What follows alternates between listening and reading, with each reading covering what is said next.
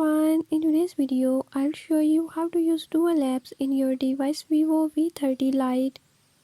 In this video I'm going to show you how to clone applications.